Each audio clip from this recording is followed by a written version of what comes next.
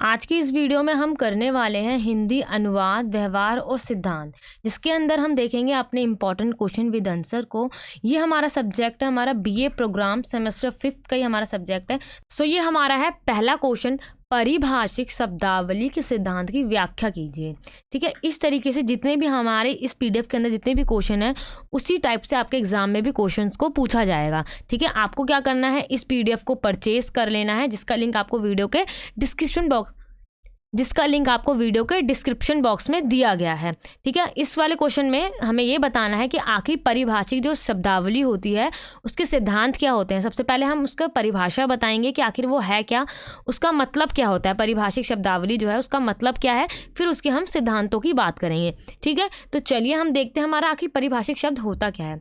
जैसे कि हम सभी आपस में जो आम बोलचाल की जो लैंग्वेज अपनाते हैं, बातचीत करते हैं जिस बोलचाल भाषा में, वो हमारी परिभाषिक शब्दावली नहीं होती है। ठीक है, वो हमारी सामान्य शब्दावली होती है। लेकिन जो हमारी परिभाषिक शब्दावली होती है वो क्या होती है, वो हमारी ज्ञान से जुड़ी हुई शब्दावली होती है। जिन भी शब्दों के अंदर हमारा ज्ञान जुड़ा हुआ है, नॉलेज जुड़ी हुई है, वो हमारी कौन से शब्द बन जाते हैं, वो हमारी परिभाषिक शब्दावली बन जाते हैं। जैसे हम यहाँ पे एग्जाम्पल देख सकते हैं, कौन कौन सा एग्जाम्पल हमें दे रखा है, जैसे भौतिक शास्त्र, रसायन शास्त्र, वनस्पति, जीव विज्ञान, दर्शन, मनोविज्ञान, अर्थशास्त्र, राजनीतिक शास्त्र, तर्कशास्त्र। ये जितने भी हमारे हमने ये वर्ड देखे, हम देखते हैं ये हमारे कहीं ना कहीं स्कूल में इन शब्दों को, मतलब इन सब्जेक्ट्स को पढ़ाया जाता है। ठीक है, तो हमारे ये किससे जुड़े हुए हैं, हमारे ये सब ज्ञान से जुड़े हुए हैं। जो शब्द ज्ञान से जुड़े हुए होते हैं, ज्ञान के क्षेत्र से जुड़े हुए होते हैं, वो हमारे परिभाषिक शब्दावली के शब्द कहलाते हैं। ठीक है, ये हमने देख लिया। और जो हमारी शब्दावली है, भाषा है, उसके दो प्रकार होते हैं, उसके 2 टाइप्स होते हैं। वो कौन कौन से होते हैं, एक होता है हमारा सामान्य शब्दावली और दूसरा होता है हमारा परिभाषिक शब्दावली। अब परिभाषिक शब्दावली क्या होता है वो भी हमने देख लिया कि जिन भाषा के अंदर, जिन शब्दों के अंदर हमारा ज्ञान जुड़ा हुआ होता है। ठीक है, और उसका एक निश्चित क्या होता है, अर्थ होता है। जिसका एक निश्चित अर्थ होता है वो भी हमारा परिभाषिक शब्द होता है। लेकिन जिसका निश्चित अर्थ नहीं होता है, ठीक है, वो हमारा क्या कहलाता है, वो हमारा सामान्य शब्द कहलाता है। इसको हम अपनी, जैसे हम आपस में जो बातचीत करते हैं, जिन भी शब्दों का उपयोग करते हैं, वो हमारे सामान्य शब्दों के अंदर आता है। ठीक है, परिभाषिक शब्दों के अंदर सिर्फ वही शब्द आते हैं जिनका एक निश्चित अर्थ हो और जिनका ज्ञान से संबंध हो, वो हमारे परिभाषिक शब्द कहलाते हैं। ठीक है, इसका मीनिंग देख लिया अब हमने। अब हम देखते हैं हमारा सिद्धांत क्या होता है। आखिर परिभाषिक शब्दावली के हमारे सिद्धांत क्या होते हैं। जो राष्ट्रवादी, संस्कृतिवादी या पूर्ण उद्धारवादी सिद्धांत, ये हमारा पहला सिद्धांत है। ठीक है, इसके अंदर हम देखेंगे कि जैसे कि हर एक विचारधारा, हर एक व्यू के हमारे कोई ना कोई समर्थक रहेंगे। ठीक है, आप देख, जैसे कि इस विचारधारा के, आप कह सकते हो इस व्यू के हमारे डॉक्टर रघुवीर जी जो हैं, इस व्यू को यानी इस सिद्धांत को समर्थन देते हैं, समर्थक करते हैं, यानी उसको मानते हैं।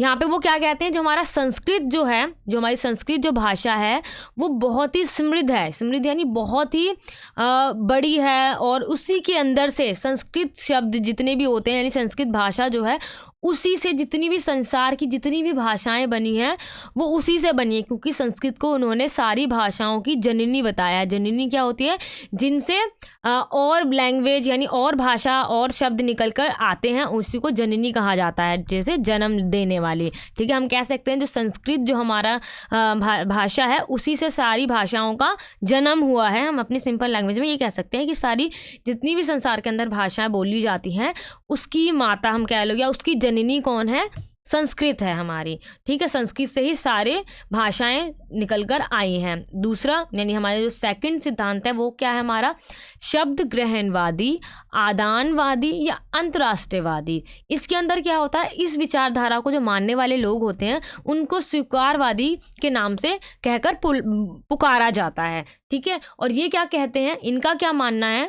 ठीक है, यहाँ पे आप कुछ समर्थक दे रखे हैं, आप इसमें से 1-2 नाम याद कर लोगे, जैसे कुमार चटर्जी, शांति क्रांति स्वरूप, भटनागर, ठीक है, ऐसे लूथर, इसके एक दो नाम आप याद कर लेना कि इसके समर्थक कौन है। और इन लोगों का कहना है कि जो हमारी अंग्रेजी और जो हमारी अंतर्राष्ट्रीय शब्दावली है, ठीक है, जो विदेशी जो शब्दावली है हमारी पश्चिमी, उसको हमें स्वीकार कर लेना चाहिए, मतलब कि उसको हमें अपना लेना चाहिए। क्योंकि इससे क्या होगा कि जो हमारी वैज्ञानिक और तकनीक के अंदर जितनी भी हमें ट्रांसलेट करने में, यानी जब उसको हम अनुवाद करते हैं, यानी इसको जब हम ट्रांसलेट करते हैं, उस समय जो कठिनाइयाँ आती हैं वो ख़त्म हो जाएंगी अगर हम इसको स्वीकार कर लेते हैं, यानी किसको, अंग्रेज़ी और हमारी अंतर्राष्ट्रीय जितनी भी शब्दावलियाँ हैं।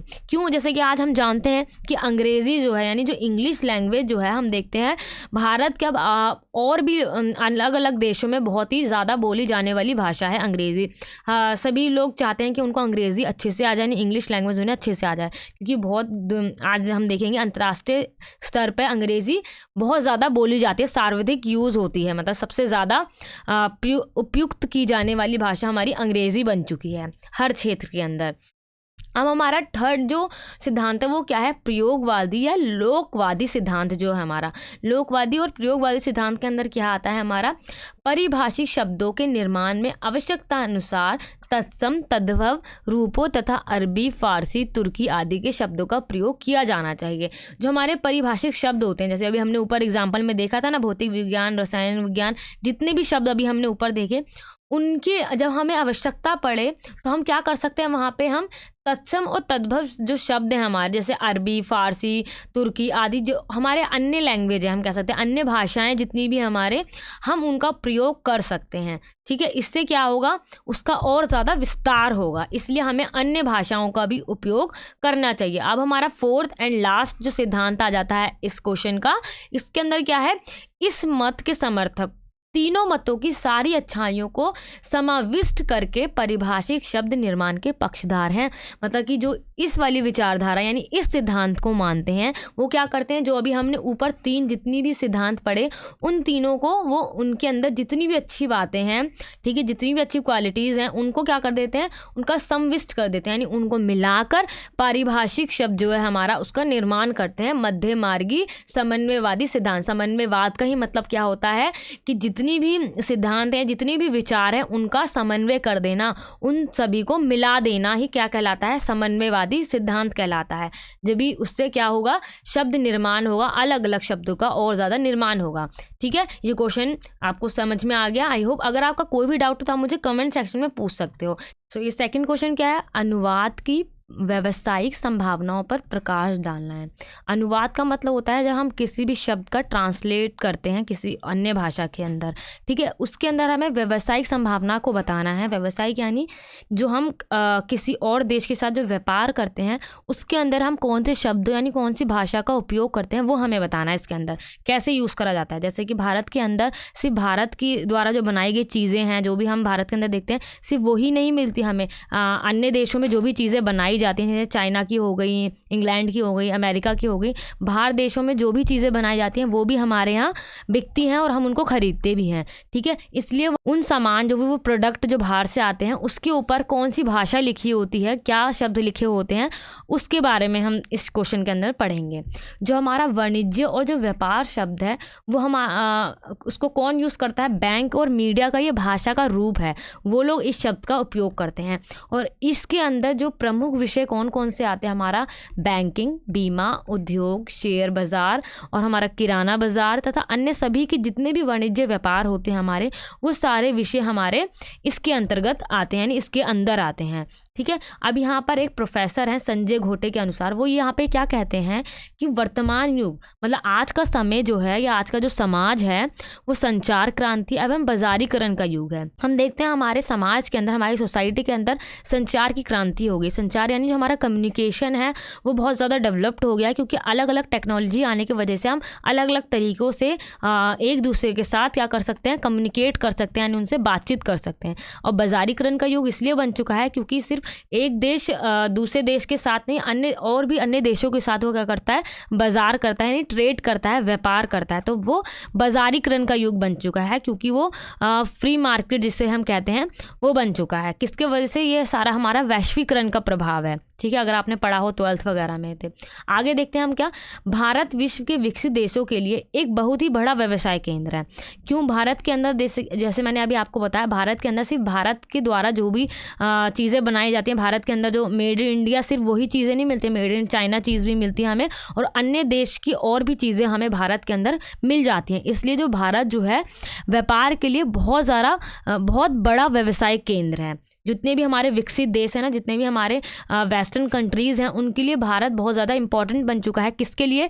व्यवसाय के लिए, यानी ट्रेड के लिए बहुत ज़्यादा ज़रूरी बन गया है, क्योंकि वो लोग अपना बहुत सारा जो भी प्रोडक्ट होता है, जो भी वो सामान है, वो भारत के अंदर आके वो लोग बेचते हैं, यानी उसका व्यापार करते हैं, उसका ट्रेड करते हैं।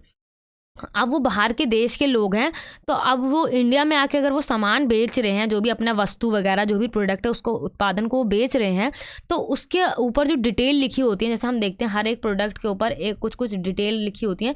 अगर वो अंग्रेज़ी में होगी, यानी इंग्लिश में होगी, या जिस देश से वो लोग आए हैं, चाहे वो चाइना से आए हैं, चाहे वो जापान से आए हों, अगर वो अपनी लैंग्वेज में लिख देंगे तो भारतवासी, यानी भारत, यानी जो इंडिया के लोग हैं, वो उसको नहीं समझ पाएंगे, है ना। इंग्लिश तो फिर भी कोई समझ लेगा, लेकिन जिसको इंग्लिश नहीं आती, यानी जिसको अंग्रेज़ी नहीं आती है, वो कैसे समझेगा।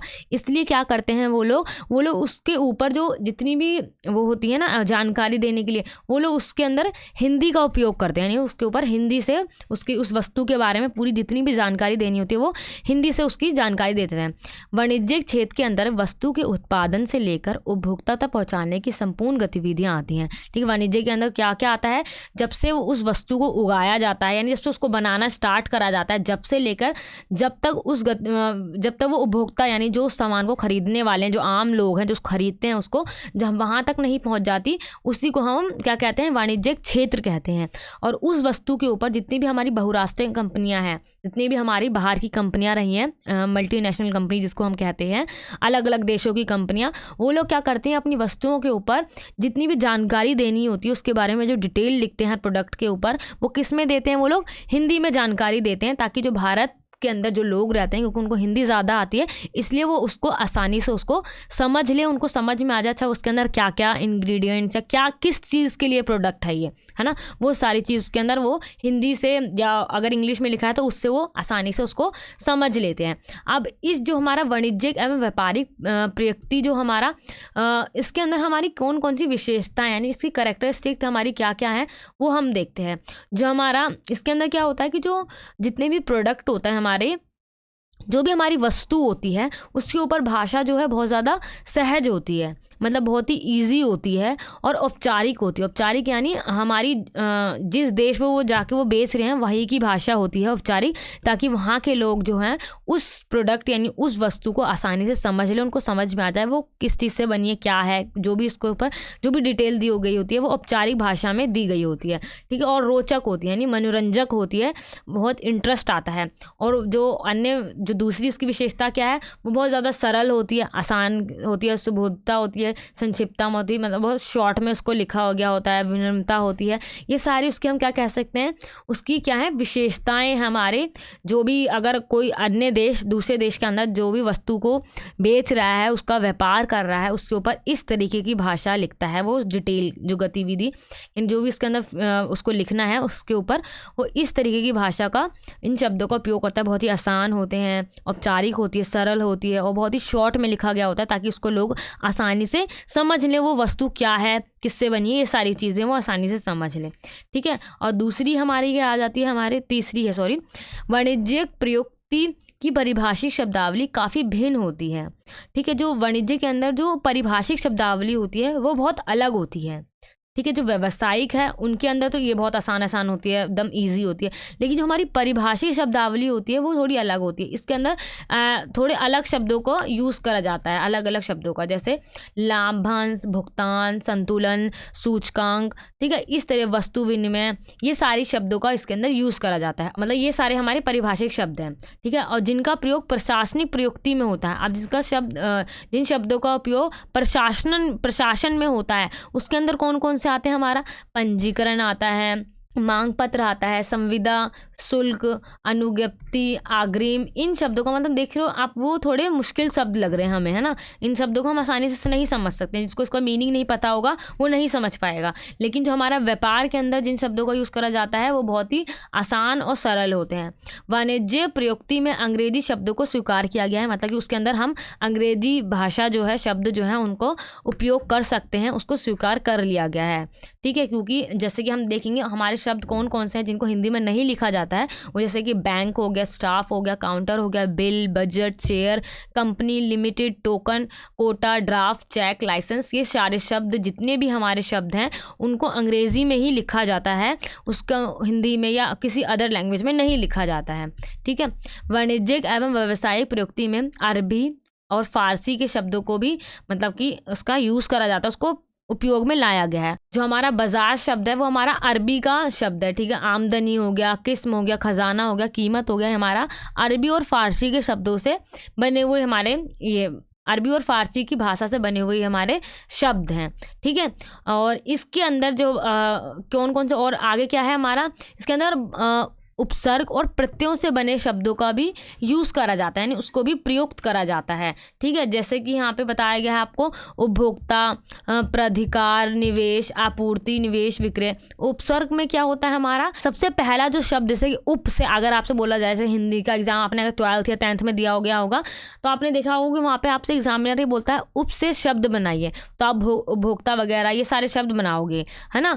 तो अगर आपसे बोलेगा अधि से बनाइए तो आप अधिकार, अधिकरण, ये वाले बनाओगे, ठीक है। ऐसे अगर आपसे प्रत्यय वो होता है जो हमारा एंड में लगता है, जैसे कि आपका ऐतिहासिक इक जो है हमारा वो प्रत्यय है, वो एंड में जो शब्द आते हैं वो हमारा प्रत्यय होता है। जो उपसर्ग जो आता है वो हमारा स्टार्टिंग में जो शब्द आते हैं उससे जो शब्द बनाए जाते हैं वो हमारे उपसर्ग और प्रत्यय होते हैं, ठीक है। ऐसे शब्दों का भी इसके अंदर यूज़ करा जाता है, अपनी वस्तुओं के ऊपर ये लोग यूज़ करते हैं, ठीक है। अब जो हमारा 7th पॉइंट है इसका क्या है, वाणिज्यिक प्रयुक्ति के क्रियापदों की भाषा में हिंदी के मानक रूप से विचलित प्रयोग जो है हमें दिखाई देते हैं। यहाँ पे प्रयोग आएगा, दिखाई देते हैं, मतलब कि इसके अंदर हिंदी का भी यूज़ करा जाता है ना। जैसे कि हम देख सकते हैं गिरावट, सुर्ख, चढ़ा, छलांग, टूटा, लुढ़का, उछाल, ये सारे शब्द जो है वो हमारे हिंदी के अंदर आते हैं। तो ऐसे शब्दों का भी यूज़ करा जाता है। तो हमने देखा इसके अंदर कैसे शब्दों का यूज़ करा जाता है, जब हम किसी भी व्यापार कर रहे हैं, उस सामान अगर हमें दूसरे देश में बेचना है तो कैसे कैसे शब्दों का हम यूज़ कर सकते हैं और उसकी विशेषता हमने देखी। तो ये है हमारा 3rd क्वेश्चन, अनुवाद की परिभाषा स्पष्ट करते हुए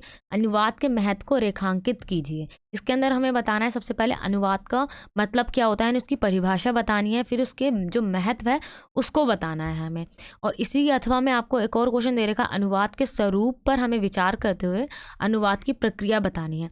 आपका जो अनुवाद वाला क्वेश्चन है वो आपका अलग अलग तरीके से पूछा जा सकता है। तो यहाँ पे आपको तीनों तरीके से क्वेश्चन दे दिए गए हैं और आंसर तीनों का सेम है, उसी तरीके से आपको आंसर को लिखना है, ठीक है। जो 3rd क्वेश्चन में आपसे सिंपल क्या पूछा गया है, अनुवाद की हमें प्रक्रिया को स्पष्ट करना है, ठीक है। ये तीनों क्वेश्चन आपके एग्जाम में अलग अलग तरीके से पूछे जा सकते हैं। तो आप इसका आंसर किस तरीके से लिखोगे, यहाँ पे सबसे पहले आप अनुवाद का अर्थ बताओगे कि मतलब क्या होता है या इसका कैसे इसका यूज़ करा जाता है, ठीक है। यहाँ पे बताया गया है भर्तृहरि ने अनुवाद का अर्थ क्या बताया है। यहाँ पे एक थिंकर का नाम दिया गया है कि उनके नज़र में अनुवाद का अर्थ क्या है, दोहराना। वो ये मानते हैं किसी भी शब्द को जब दोबारा से दोहराया जाता है, यानी उसको दोबारा से रिपीट करा जाता है, यानी पुनर्कथन करा जाता है उसका, तो उसी को हम अनुवाद कहते हैं, ठीक है। जैसे कोई भी कविता, कोई भी साहित्य, कोई भी ग्रंथ हमारे अगर हिंदी में लिखे हैं और उसका ट्रांसलेट इंग्लिश में हो रहा है या किसी भी अदर लैंग्वेज में हो रहा है, वही हमारा क्या कहलाता है, अनुवाद कहलाता है। ट्रांसलेट को ही हम हिंदी में अनुवाद कहते हैं, ठीक है। भारत की जो हमारी वैदिक भाषा रही है, वैदिक भाषा जो हमारी संस्कृत रही थी, उसके अंदर काफ़ी ज़्यादा परिवर्तन कर दिया गया आगे चलकर, और उनके अर्थ वगैरह उसकी व्याख्या लोगों तक पहुँचाई गई। ही कार्य संसार के अंदर क्या कहलाया, अनुवाद का सर्वप्रथम रूप और प्रयोग है, ठीक है। जब इसको चेंज कर दिया गया, उसकी व्याख्या वगैरह को उसको दोबारा से लोगों के सामने रखा गया, वही अनुवाद का सर्वप्रथम रूप और प्रयोग रहा है हमारा, ठीक है। सिंपल अनुवाद का मतलब क्या होता है, जब किसी भी लैंग्वेज को अदर लैंग्वेज में चेंज करा जाता है, ट्रांसलेट किया जाता है, वही हमारा क्या होता है, अनुवाद होता है। जैसे यहाँ पे बताया गया हमारा बाइबल को कौन कौन सी लैंग्वेज में चेंज करा गया है, ग्रीक और अंग्रेजी के अंदर उसको रिपीट करा गया है, दोबारा से उसको लिखा गया यानी उसको प्रिंट करा गया, आप ये कह सकते हो। और हिंदी में वह कार्य जो सबसे ज़्यादा किसने करा है, वफादार कामिल बुल्के ने किया है, और वो भारत में सर्वाधिक प्रचलित एवं आदरणीय माने जाते हैं, जिन्होंने हिंदी के अंदर ट्रांसलेट करा है अन्य बुकों को। ठीक है, ये बहुत ज़्यादा आदरणीय और सर्वाधिक प्रचलित है हमारे ये। ठीक है, अब आप बोलोगे कि ये क्वेश्चन आप थोड़े थोड़े पढ़ा रहे हो, तो इसके अंदर जो आपके ना जो हाईलाइटेड पॉइंट जो मैंने आपको दिए हैं, ये आपका इंपॉर्टेंट आप कह सकते हो पॉइंट है, हमारे की पॉइंट जो होते हैं क्वेश्चन के, उसके अंदर हम की पॉइंट को सिर्फ याद कर लेना है आपको, बाकी आपको जो है सिंपल आपको खुद बना के इसके अंदर लिखना है। ठीक है, क्योंकि हमारा हिंदी सब्जेक्ट है, इसको आप खुद एक बार रीड करोगे और की पॉइंट को अगर आप ध्यान में रख लोगे तो आप इसको ईजिली बनाकर लिख सकते हो। अब अनुवाद के जो आलोचक रहे हैं वो क्या कहते हैं, वो जो सबसे प्रमुख आलोचक रहे हैं नायडा, वो क्या कहते हैं यहाँ पर कि अर्थ और शैली दोनों को ध्यान में रखने की बात कही है। उन्होंने कहा है जब किसी भी शब्द या किसी भी ग्रंथ का जब ट्रांसलेट हो रहा है तो उसके अंदर जो उसका अर्थ है और जो उसकी स्टाइल है यानी जो उसकी शैली है उसको हमेशा ध्यान में रखना चाहिए।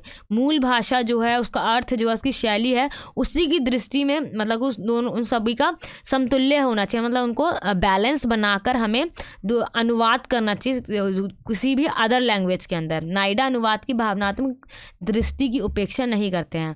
वो जो है जो जिस भावना से उसको लिखा गया, जो उसके पीछे का जो मोटिव है, जो भावना है, इमोशन है, उसकी वो उपेक्षा नहीं करते, यानी उसको वो नकारते नहीं। वो क्या कहते हैं, इनको साथ लेके हमें उसका ट्रांसलेट करना चाहिए, यानी उसका हमें अनुवाद करना चाहिए। इसी तरीके से यहाँ पे कैटफोर्ड ने भी यही कहा है कि replacement of textual material in one language by equivalent textual material in another language. ये भी ये कहते हैं जब किसी भी लैंग्वेज को यानी किसी भी एक लैंग्वेज को जब अदर लैंग्वेज में जब उसको चेंज करा जाता है, उसके अंदर का जो महत्व है ना, जो उसके अंदर की जो शैली है उसको हमें चेंज नहीं करना चाहिए। वो जिस तरीके की है उसी तरीके के हमें रहन देना चाहिए, फिर अदर लैंग्वेज में उसको चेंज कर देना चाहिए। ठीक है, जितने भी थिंकर रहे हैं वो यही कहते हैं कि जब हम कोई भी ट्रांसलेट कर रहे हैं किसी भी चीज़ को, तो उसके अंदर का जो अर्थ है, जो शैली है, जो भावना है, उसको कभी भी हमें चेंज नहीं करना चाहिए, क्योंकि इससे क्या होगा, वो पूरा जो ग्रंथ है या जो शब्द है, मीनिंग जो उसका है वो पूरा चेंज हो जाएगा, तो उसका कोई मतलब ही नहीं बनता है ट्रांसलेट होने का।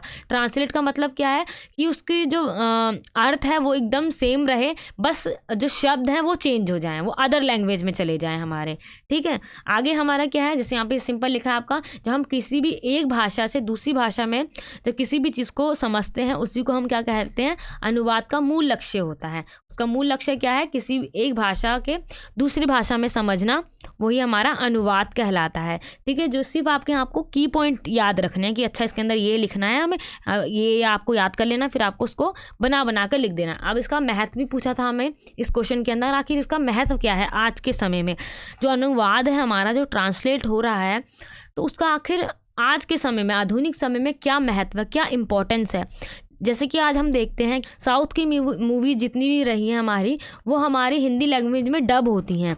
ठीक है, ये इसका बहुत बड़ा महत्व हम लिख सकते हैं कि मूवीज़ को डब करा जा रहा है क्योंकि लोग उसको बहुत ज़्यादा पसंद करें। ऐसी जितनी भी हमारी हॉलीवुड जितनी भी मूवीज़ होती हैं उनको मतलब कि उनको आप कह सकते हो डब करा जाता है हिंदी के अंदर। ऐसे हिंदी मूवीज़ को अदर लैंग्वेज में भी डब कर अदर कंट्रीज़ में दिखाया जाता है, उनको बहुत पसंद करा जाता है। क्योंकि जब भी हम किसी भी चीज़ को अपनी लैंग्वेज, जो हमारी अपनी लैंग्वेज है, जो हमारी मातृभाषा है, उसके अंदर अगर हम किसी भी चीज़ को समझते हैं या देखते हैं तो वो हमें बहुत अच्छे से समझ भी आती है और देखने में हमें मज़ा भी आता है, यानी इंटरेस्ट भी आता है। अगर आप किसी अदर लैंग्वेज, जैसे आपको चाइनीज़ नहीं आती, अगर चाइना में देखोगे आप चाइनीज़ लैंग्वेज में, जापानीज़ लैंग्वेज में, तो वो चीज़ आपको पसंद भी नहीं आएगी अगर वो अच्छी भी हुई तो।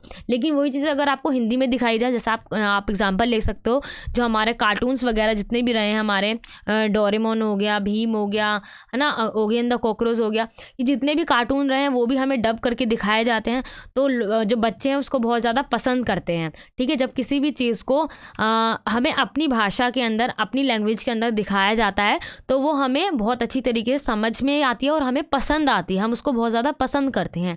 ठीक है, सांस्कृतिक परंपराओं, साहित्यिक मान्यताओं, वैज्ञानिक शोधों, औद्योगिक विकास, चिकित्सा के क्षेत्र में प्रगति से परिचय प्राप्त करने के लिए अनुवाद एक अनिवार्य माध्यम बन गया है।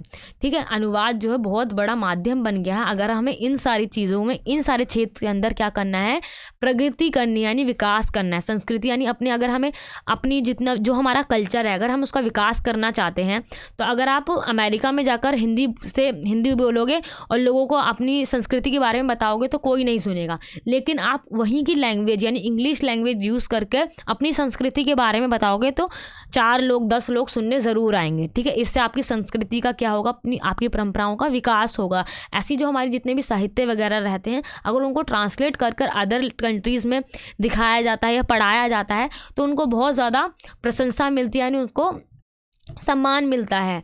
और वैज्ञानिक शोध औद्योगिक विकास के लिए, यानी जितनी भी हमारी टेक्नोलॉजी होती है, ये जो हमारा वैज्ञानिक शोध है उनको, वो इंग्लिश में रहे हैं हमारे, ठीक है, जो साइंस वगैरह है, और उसको जब हिंदी में ट्रांसलेट करा जाता है तो हिंदी यानी भारत के अंदर उसको बहुत ज़्यादा पसंद करा जाता है, उसका और ज़्यादा प्रगति हो रही है, यानी उसका और ज़्यादा क्षेत्र जो है वो बढ़ रहा है, उसका विकास हो रहा है। इसके लिए अनुवाद बहुत ज़्यादा ज़रूरी है, क्योंकि अपनी लैंग्वेज में जो बच्चा है या कोई भी है वो उसको बहुत अच्छी तरीके से समझ पाता है। यहाँ पर आप एग्जाम्पल ले सकते हो, जैसे अगर कोई भी स्कूल के अंदर एक विद्यार्थी है यानी एक स्टूडेंट है, उसको एक विषय दिया गया यानी एक सब्जेक्ट दिया गया है जो उसकी मातृभाषा है, जैसे कि आप, हमारी मातृभाषा हिंदी हम कहेंगे तो हमें हिंदी अच्छे से समझ में आती है। अगर कोई भी सब्जेक्ट दिया जाए अगर हिंदी में, या कोई कहानी वगैरह कुछ भी दिया जाए, हम उसको अच्छी तरीके से समझ लेंगे। लेकिन वही अगर हमें हमारी मातृभाषा छोड़कर अदर लैंग्वेज में दे दिया जाए आपको, तो आप उसको नहीं समझ पाओगे, आपका उसके ऊपर टाइम भी बहुत ज़्यादा लगेगा, समय जो है बहुत ज़्यादा व्यय होगा यानी वेस्ट होगा, और हमें वो चीज़ बहुत ज़्यादा कम समझ में आएगी,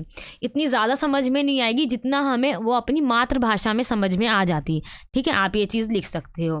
ठीक, आगे देखते हैं हम अपना। वर्तमान समय में अनुवाद का क्षेत्र जो है बहुत ज़्यादा बढ़ता चला जा रहा है, यानी बहुत ज़्यादा व्यापक हो गया है, बहुत ही तेज़ी से ये चीज़ बढ़ रही है, निरंतर महत्वपूर्ण होता जा रहा है, बहुत ज़्यादा ये आज के समय में बहुत ज़्यादा इंपॉर्टेंट होता चला जा रहा है, क्योंकि हर चीज़ को डब करके दिखाया जाता है ताकि लोग उसे और ज़्यादा पसंद करें और उस चीज़ का और ज़्यादा विकास हो, व्यापक बनता चला जा रहा है वो। ठीक है, आगे देखते हैं हम अपना उसका जो अनुवाद का जो हमारा महत्व है। अनुवाद के महत्व में आप जो पॉइंट क्या क्या लिखोगे, ये रचनात्मक कला है। ठीक है, एक रचनात्मक कला है, क्योंकि इससे क्या हो रहा है, हम देख रहे हैं कि हमारा जो भी कल्चर वगैरह है वो आगे प्रमोट हो रहा है। विदेशी साहित्य होते हैं जो हमारे अदर कंट्रीज़ के अंदर जितने भी साहित्य वगैरह लिखे गए हैं, उसको जब हम अपनी लैंग्वेज में उसका अनुवाद कर लेते हैं, उसका ट्रांसलेट कर लेते हैं, उसके अंदर जितने भी लाभ वगैरह हैं वो चीज़ हमें पता चल जाती है ना, उससे हमें बहुत ज़्यादा लाभ होता है। जो हमारा विज्ञान, तकनीक, प्रौद्योगिकी और खगोल शास्त्र आदि के जो उसके अंदर जो भी ज्ञान है उसका भी हमें, मतलब कि उस चीज़ का हमें ज्ञान हो जाता है जब हम उसको हिंदी में उसको ट्रांसलेट कर लेते हैं। इसलिए अनुवाद का बहुत बड़ा महत्व यहाँ पे हम देख सकते हैं। विविध संस्कृतियों को जानने हेतु अवश्य है, मतलब अलग अलग संस्कृति यानी अलग अलग कल्चर को हम जान सकते हैं अनुवाद करके, यानी उनका ट्रांसलेट कर कर। अंतर्राष्ट्रीय यानी एकता स्थापित करने के लिए भी हमें ट्रांसलेट यानी अनुवाद की बहुत ज़्यादा ज़रूरत होती है। ठीक है, सांस्कृतिक समृद्धि एवं प्रसार, अपनी कल्चर को बढ़ाने यानी इसको प्रमोट करने के लिए और एकता स्थापित करने के लिए हम ये सारे पॉइंट बनाकर लिख सकते हैं। इस चीज़ के लिए हमें अनुवाद की जो महत्वता है बहुत ज़्यादा बढ़ जाती है, उसकी भूमिका बढ़ जाती है। अब उसका अनुवाद का जो हमारा स्वरूप है वो क्या है? अनुवाद एक भाषा में व्यक्त भावों और विचारों को दूसरी भाषा में व्यक्त कर रहा है। अनुवाद का सिंपल मतलब क्या है?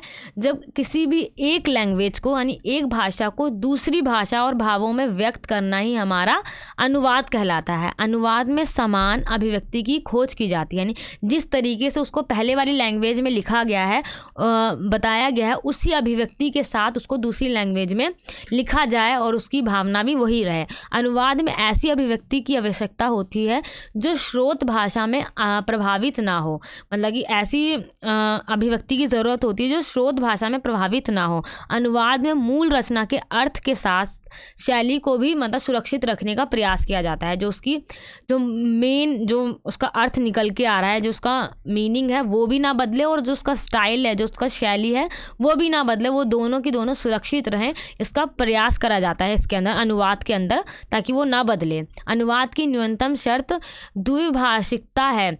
इसका मूल तत्व सार्थक पुनरुक्ति है। ठीक है, इसका जो क्या है शर्त क्या है? द्विभाषिकता, यानी दो भाषा में उसको बांटना हम कह सकते हैं, अलग अलग लैंग्वेज में इसको ट्रांसलेट किया जाता है, उसका अनुवाद किया जाता है। तो अनुवाद की प्रक्रिया में क्या आता है आपका? सबसे पहले आपको क्या देखना है? संरचनाओं तथा अभिव्यक्तियों द्वारा उसको प्रतिस्थापित कर दिया जाता है, यानी उसको चेंज कर दिया जाता है, उसकी जो अभिव्यक्ति वगैरह उसको दूसरी लैंग्वेज में ट्रांसलेट कर दिया जाता है। अनुवाद की प्रक्रिया मुख्य रूप से अर्थ के ग्रहण तथा संप्रेषण की प्रक्रिया है। उसको अर्थ का उसको ग्रहण करना है, यानी उसको एनालाइज करना है, और उसको संप्रेषण यानी उसको फैलाना है, वही हमारी इसकी प्रक्रिया कहलाती है। अब इसको आप देखोगे 3 पार्ट में इसको डिवाइड कर रखा है। सबसे पहला क्या हमारा पाठ विश्लेषण। पाठ विश्लेषण के अंदर क्या आएगा, अनुवादक। अनुवादक वो होता है जो अनुवाद कर रहा है, यानी उसको ट्रांसलेट कर रहा है। श्रोत भाषा के पाठ को ध्यान में पढ़कर उसका सामान्य अर्थ ग्रहण करने की चेष्टा करता है। वो जो ट्रांसलेट कर रहा है किसी भी बुक या किसी भी ग्रंथ को, तो वो क्या करेगा, जो उसका मेन अर्थ है उसको सबसे पहले अच्छी तरीके से वो ग्रहण करेगा और उसको एनालाइज करके फिर वो अदर लैंग्वेज में उसको उसकी गहराई में जाकर उसका विश्लेषण करेगा, नहीं फिर उसको वो ट्रांसलेट कर देगा। पाठ विश्लेषण यही कहलाता है हमारा। और उसके अंदर वो कौन कौन सी चीज़ों को वो लिख सकता है, जैसे मुहावरा हो गया और विशिष्ट अभिव्यक्तियाँ हो गई, हमारे शब्द हो गए, वर्तनी हो गई, ध्वनि हो गई, मतलब इन सारे शब्दों का वो यूज़ कर सकता है। यानी इन सारी चीज़ों को वो यूज़ कर कर अपने जो पाठ जो दूसरा बना रहा है, वो उसको ट्रांसलेट कर रहा है, उसको बहुत ज़्यादा खास बना सकता है। विशिष्ट अर्थ से उसको भर कर वो बना सकता है। विशिष्ट अर्थ के अंदर जो हमारा लाक्षणिक तथा व्यंजन प्रयोग के द्वारा भी हो सकता है, मतलब इन चीज़ों का यूज़ करके भी उसको बहुत ज़्यादा प्रभावित यानी आकर्षक बनाया जा सकता है। वाक्य संरचना के माध्यम से, यानी वाक्य संरचना जब उसके अंदर डाल दी जाएगी तो भी वो क्या बन जाएगा, एक रोचक बन जाएगा। अंतरण या संक्रमण, इसके अंदर क्या आएगा हमारा, जो हमारे मुहावरे होते हैं, वाक्य आदि का समुचित पर्याय ढूंढा जाता है, मतलब कि इन सभी को उसके अंदर ढूंढा जाता है, फिर उसको दूसरी लैंग्वेज में उसको ट्रांसलेट किया जाता है। उसकी जो शैली है, यानी उसका शिल्प जो है, उसकी ऐसी अभिव्यक्तियों की तलाश करता है जो स्रोत भाषा की शैली के निकट हो। मतलब जो अनुवादक है जिस भाषा को ट्रांसलेट करा है, यानी हिंदी को ट्रांसलेट करा है इंग्लिश लैंग्वेज में, तो हिंदी में जो सी शैली है, जो उसके अंदर जो भी अभिव्यक्ति है, उसको पहले वो अच्छी तरीके से तलाश कर लेता है। फिर जब वो इंग्लिश में उसको ट्रांसलेट कर रहा है, वो उसकी बहुत ज़्यादा समीप बन जाती है ना, उसी से मतलब उसी तरीके से वो इंग्लिश में ट्रांसलेट कर देता है। तो यानी जो भी ट्रांसलेटर है, यानी जो ट्रांसलेट कर रहा है, दूसरी लैंग्वेज में लिख रहा है, उसको एक तो जिस लैंग्वेज को ट्रांसलेट कर रहा है उसको वो भी बहुत अच्छे से आनी चाहिए, और जिसमें कर रहा है ट्रांसलेट वो भी उसको बहुत अच्छी तरीके से दोनों लैंग्वेज को उसके ऊपर उसकी पकड़ होनी चाहिए, ताकि वो अच्छे से ट्रांसलेट कर पाए। भाषा की नहीं, उसकी तमाम बारीकियों को और गहराइयों की भी जानकारी होनी चाहिए। ठीक है, अनुवादक जो होता है उसको लैंग्वेज की भी अच्छी खासी उसको जानकारी होनी चाहिए, और जो भी उसके अंदर जो भी शैली वगैरह, जो इतनी भी तमाम बारीकियाँ होती हैं, उन सब को भी बहुत अच्छी तरीके से उसके बारे में उसको पता होना चाहिए। विषय वस्तु तथा पृष्ठभूमि का भी ज्ञान होना चाहिए। उसकी विषय वस्तु क्या है, उसकी पृष्ठभूमि क्या है, इन सारी चीज़ों का जब वो ध्यान में रखकर जब उसको ट्रांसलेट करता है, उसका अनुवाद करता है, तो बहुत ही अच्छी तरीके से अनुवाद हो पाता है।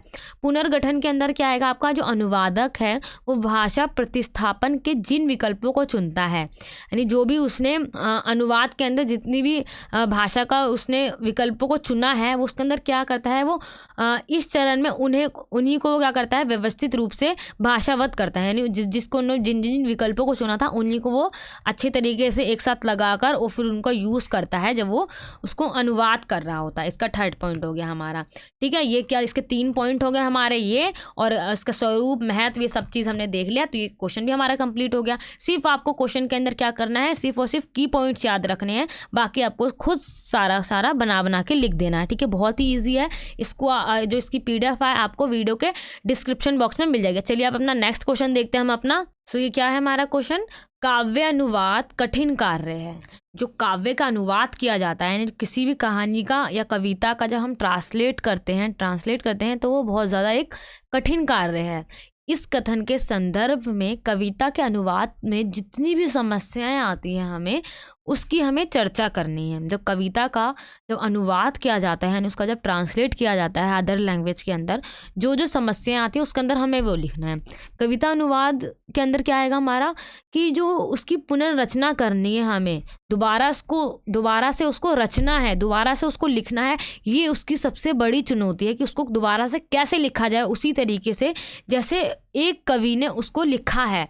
क्योंकि जिस कवि ने लिखा है उसकी भावना, उसकी परिस्थिति, वो सब कुछ अलग होती है। उसको जब अदर लैंग्वेज में ट्रांसलेट किया जाएगा, उस परिस्थिति या उस भावना को दूसरा कवि कैसे मतलब उसको समझ सकता है और उसको वापस से कैसे वैसे ही लिख सकता है, ये सारी समस्याएं आती हैं। तो डायरेक्ट हम इसकी समस्याएं देखते हैं, इसके पॉइंट्स को हमें क्या क्या याद रखना है।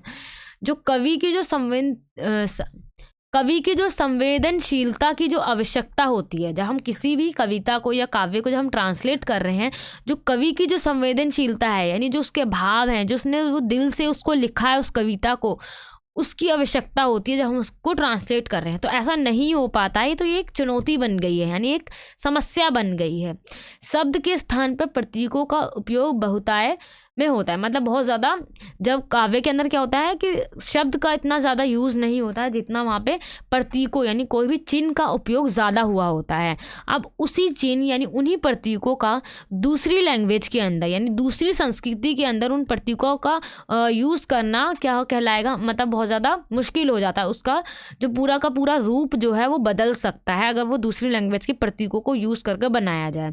जैसे कि यहाँ पे आपको एक उदाहरण दिया गया है, अगर किसी भी चीज़ को बदलना है, जैसे कि गंगा नदी पर किसी ने कोई कविता लिखी है, ठीक है, हिंदी में गंगा नदी पर कविता लिखी है। जैसे कि हम जानते हैं भारत के अंदर गंगा नदी का क्या महत्व है, वो कितनी पवित्र नदी मानी जाती है, ठीक है, सभी के लिए। लेकिन जब उसका अगर हम अंग्रेज़ी में अनुवाद करें, यानी जब उसको इंग्लिश में अगर हम उसका ट्रांसलेट करते हैं, तो हमको इंग्लैंड की संस्कृति के अंदर जो गंगा जैसी जो पवित्र और मान्य नदी होगी उसका प्रतीक ढूंढना होगा, ठीक है, उसको पहले ढूंढना होगा, फिर जाके उसको ट्रांसलेट करेंगे। अगर ऐसा नहीं है, अगर वहाँ पे ऐसी नदी नहीं है जो बहुत ज़्यादा पवित्र हो, बहुत ज़्यादा मान्य हो वहाँ के लोगों के लिए, तो अगर हम गंगा के ही प्रतीकों को लेकर अगर उसका ट्रांसलेट कर दें, तो वहाँ के जो पाठक हैं यानी जो उस कविता को पढ़ने वाले हैं, उनको पता होना चाहिए कि जो भारत के अंदर जो गंगा नदी है उसका क्या महत्व है, वो कितनी पवित्र है और कितनी मान्य नदी है। ये सारी चीज़ उनको, वहाँ के पाठक को पता होना चाहिए, वहाँ के जो उस कविता को पढ़ने वाले हैं इंग्लिश के अंदर, उनको भारत की गंगा नदी के बारे में पता होना चाहिए। तो ये एक चुनौती आती है कि ऐसी चीज़ों को कैसे हम बैलेंस बना के चल सकते हैं, कैसे उसका हम ट्रांसलेट करें, ठीक है। चरम कमल बंदी हरियाई, ये एक हिंदी के शब्द है, जैसे चरम कमल बंदी हरियाई। इसको जब हम इसका मतलब क्या आता है, हमारा जो कमल है वो उसकी जो कोमलता है एकदम किसकी तरीके से बताई गई है, चरण की कोमलता से बताई गई है। चरण को बहुत ज़्यादा कोमल बताया गया है, कमल की तरह इस तरीके से बताया गया। उसी तरीके से अगर हम इसका ट्रांसलेट करते हैं यूरोपीय या भारत की जितनी भी अन्य भाषा रही है हमारी, तो उसके अंदर उस चीज़ को जो उसका जो मेन निकल कर आ रहा है ना अर्थ, वो नहीं बन पाएगा। तो ये भी बहुत ज़्यादा मतलब कि ट्रांसलेट करने में, इसका अनुवाद करने में परेशानी आती है, समस्याएं आती है। जो कविता के अंदर जितने भी बिंब या विधान या छंद वगैरह होते हैं, कल्पना जो होती है कवि की, या मधुरता, उसका लय, उसका लिखने का तरीका, उसकी संरचना, उसका अलंकार वगैरह, ये सारी चीज़ों को अदर लैंग्वेज के अंदर जब उसका ट्रांसलेट करा जाता है, तो उसको दोबारा से लिखना या उसको उसी तरीके से बताना एक बहुत ज़्यादा जटिल यानी एक मुश्किल कार्य हो जाता है। बहुत ये समस्या पैदा करता है जो भी उसको ट्रांसलेट कर रहा है। मूल पाठक के इन गुणों को लक्ष्य पाठ में उतारना भी समस्याओं का जनक बन जाता है, क्योंकि इन्हीं सबको वापस से इन्हीं गुणों के साथ उसको वापस से लिखना बहुत ज़्यादा एक समस्या वाला काम बन जाता है। तो इसकी समस्याएं हो गई, ठीक है। आगे नेक्स्ट क्वेश्चन देखते हैं हम अपना, क्या है, वैज्ञानिक अनुवाद एवं साहित्यिक अनुवाद के अंदर हमें क्या बताना है, अंतर बताना है, उन दोनों के बीच में आखिर डिफरेंस क्या है। ये अनुवाद जो हमारा वैज्ञानिक अनुवाद हो गया और हमारा साहित्य अनुवाद हो गया, ठीक है। चलिए देखते हैं इसके अंदर हमारा क्या है, वैज्ञानिक अनुवाद, यानी जो हमारे विज्ञान से यानी टेक्नोलॉजी या तकनीक से जुड़े हुए जो भी हमारे शब्द होते हैं उनका हमें अनुवाद करना है, यानी उनको हमें ट्रांसलेट करना है। विज्ञान के अंदर हमारे अलग अलग शब्दों का यूज़ करा जाता है, बहुत ज़्यादा मुश्किल होते हैं, क्योंकि ज़्यादातर जो साइंस है हमारी वो इंग्लिश यानी हमारी अंग्रेज़ी भाषा के अंदर लिखी गई है। उसको पढ़ना या उसको समझना बहुत ज़्यादा मुश्किल होता है अदर लैंग्वेज के अंदर। अगर उसका हिंदी में अनुवाद किया जाए तो बहुत ज़्यादा चुनौती भरा कार्य होता है हमारे लिए। इसके अंदर क्या, हमारा अंग्रेज़ी में पढ़ना या पढ़ाना लोगों को ज़्यादा सहज लगता है, क्योंकि आज के समय में हम देखेंगे कि लोगों को क्या हो गया है कि चाहे वो उनको इंग्लिश बोलना या इंग्लिश में पढ़ाना बहुत ज़्यादा आसान लगता है। विज्ञान का अधिकांश साहित्य अंग्रेज़ी में है, ठीक है। जो विज्ञान है जो हमारा, उसके जितने भी साहित्य वगैरह लिखे गए हैं उसके ऊपर, वो सब कुछ क्या है, हमारे अंग्रेज़ी में लिखे गए हैं, यानी इंग्लिश लैंग्वेज के अंदर हमारा वो लिखा गया। उन्हीं को भारतीय भाषाओं के अंदर उसका अनुवाद करना या उसका प्रचार या उसका प्रसार करना बहुत चुनौती भरा कार्य है।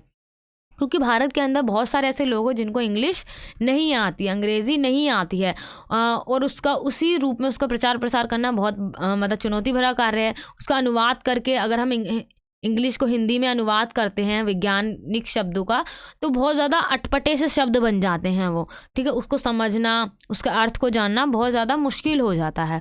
तकनीकी शब्दावली के साथ बड़ी समस्या ये है कि उनका अनुवाद इच्छा अनुसार नहीं किया जा सकता है। मतलब जितने भी हमारे टेक्नोलॉजी वाले शब्द होते हैं, तकनीकी वाले जो शब्द होते हैं, उनका हम अपने अनुसार यानी उसका अपनी इच्छा के अनुसार उसका हम अनुवाद नहीं कर सकते हैं कि अच्छा यहाँ पे ये लिखा है तो हम इसको इस तरीके से भी लिख देते हैं तो सही हो जाएगा। नहीं, हमें एग्जैक्ट वर्ड लिखना है। अगर जो वहाँ पे लिखा है उसी का बिल्कुल एग्जैक्ट वर्ड हमें अदर लैंग्वेज में लिखना होगा, तो हम इसको इच्छा अनुसार नहीं कर सकते हैं। ये इसकी बड़ी समस्या है। आम लोग तकनीकी शब्दावली से वाकिफ़ नहीं होते हैं। मतलब जो आम पब्लिक है, आम जनता जो है, वो तकनीकी शब्दावली जो है यानी टेक्नोलॉजी वाली यानी जो वैज्ञानिक जो शब्दावली है वो उसको नहीं जानते हैं, उनको नहीं पता है, उसका प्रयोग करना उन्हें नहीं आता है। लेकिन अगर उन्हें शुरू से या बार बार उन शब्दों का उपयोग करना या उसका यूज़ करना उन्हें सिखाया जाए तो वो उसके अंदर रच बस जाते हैं। जैसे कि अगर आप कहीं और जा रहे हो, किसी अपने घर को छोड़कर कहीं और घर जाते हो, तो आपको 3 से 4 दिन लगते हैं वहाँ पर सेटल होने में, मतलब सही से लोगों में घुलने मिलने में। फिर कुछ छठे 5वें दिन से आप क्या हो जाते हो, लोगों के साथ एकदम फ्रेंडली हो जाते हो, अच्छे से रहने लग जाते हो। उसी तरीके से अगर जैसे वैज्ञानिक शब्दों का यूज़ करना लोगों को शुरू से सिखाया जाए तो उसमें क्या हो जाते हैं, वो रच बस जाते हैं, यानी उनको जानने लग जाते हैं, उन्हें पता चल जाता है अच्छा हाँ इस तरीके का मतलब, अच्छा ये है, तो वो अच्छी तरीके से उसको वो समझने लग जाते हैं। ठीक है। वैज्ञानिक शब्दावली के लिए भारतीय भाषाओं में शब्द गणना मुश्किल है। जो वैज्ञानिक शब्दावली जो है हमारी, अगर उसको भारत की भाषा के अंदर उसको लिखना है, उसके अंदर जो शब्द ढूंढने भारत की भाषा के अंदर उन शब्दों को क्या कहा जाएगा, तो वो बहुत ज़्यादा मुश्किल वाला काम बन जाता है, क्योंकि ऐसे शब्द नहीं मिल पाते हैं भारत के अंदर। ठीक है। अब तकनीकी और जो हमारा वैज्ञानिक है उसके 2 पक्ष हैं। एक क्या हमारा शुद्ध तकनीक अनुवाद, एक हमारा लोकप्रिय अर्ध तकनीकी अनुवाद। ये हमारे इसके क्या हैं, 2 पक्ष हैं। इसके अंदर हमारा क्या है, विकासशील भाषाओं में यानी जो हमारी जितनी भी विकासशील कंट्री है उसके अंदर जो हमारी तकनीकी शब्दावली का जो विकास नहीं हुआ है, वहाँ पे वो इतनी ज़्यादा डेवलप्ड नहीं हो पाई है।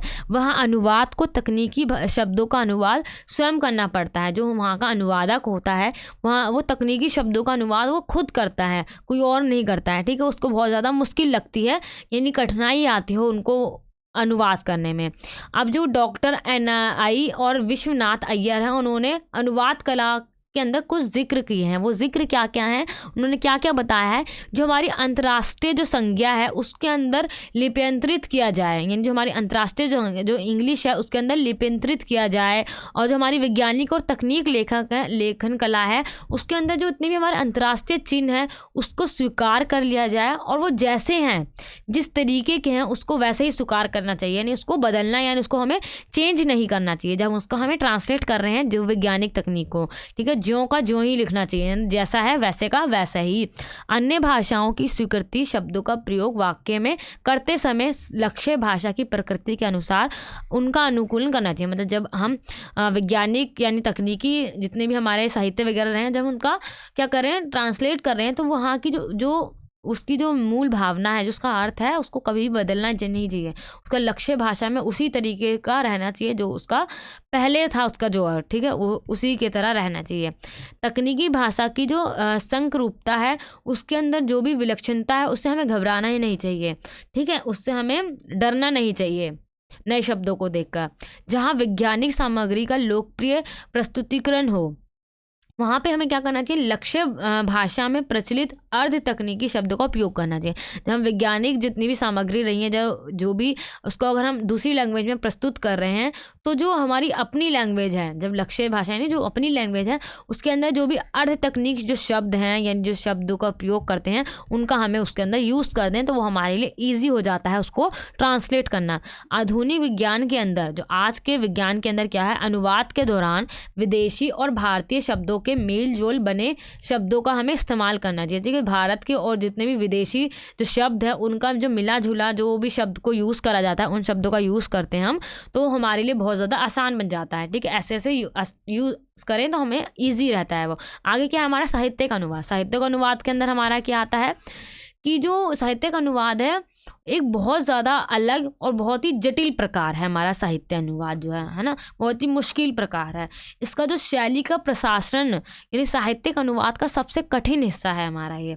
साहित्य का जब किसी भी साहित्यिक अनुवाद किया जाता है, ठीक है, तो उसके अंदर जो हमारा साहित्यिक अनुवाद है बहुत ज़्यादा कठिन है, ठीक है, बहुत ज़्यादा क्या हम कह सकते हैं डिफ़िकल्ट है हमारा। इसके अंदर हमारा और क्या आ जाता है, जो हमारा साहित्यिक अनुवाद है वो तकनीकी या कानूनी अनुवाद के विपरीत है। मतलब उसके अलग अनुवादक को शाब्दिक और अस्पष्टता के बिना ध्वनि की आवश्यकता नहीं होती है, ठीक है। जो अनुवादक है यानी जो उसको ट्रांसलेट कर रहा है उसको उस शब्द की अस्पष्टता यानी उसको जब उसका अर्थ नहीं पता है उसकी अस्पष्टता के बिना उसकी ध्वनि की आवश्यकता नहीं होती है, ठीक है। उन शब्दों का अर्थ, इन शब्दों की ज़रूरत नहीं होती, उसको तकनीकी या कानूनी अनुवाद के विपरीत है ये बिल्कुल जो हमारा साहित्यिक अनुवाद है, ठीक है। सबसे कठिन प्रकार के अनुवादों में से एक है जो हमारा साहित्यिक अनुवाद है। जितने भी अनुवाद होते हैं हमारे उसके अंदर जो सबसे कठिन अनुवाद जो होता है वो हमारा साहित्यिक अनुवाद ही है, बहुत ज़्यादा डिफ़िकल्ट है। साहित्यिक अनुवाद की श्रेणी में कौन कौन से शामिल होते हैं हमारे, उपशीर्षक अनुवाद, संस्मरण, लिपियों का अनुकूलन, कविताओं का अनुवाद, ठीक है। अभी हमने कविता का अनुवाद अभी ऊपर क्वेश्चन पढ़ा था, उसके अंदर देखा हमने कितनी सारी समस्याएं आती हैं, ठीक है। संस्मरण जो होते हैं इन सब का जो अनुवाद किया जाता है बहुत ही मुश्किल हो जाता है इनका अनुवाद करना।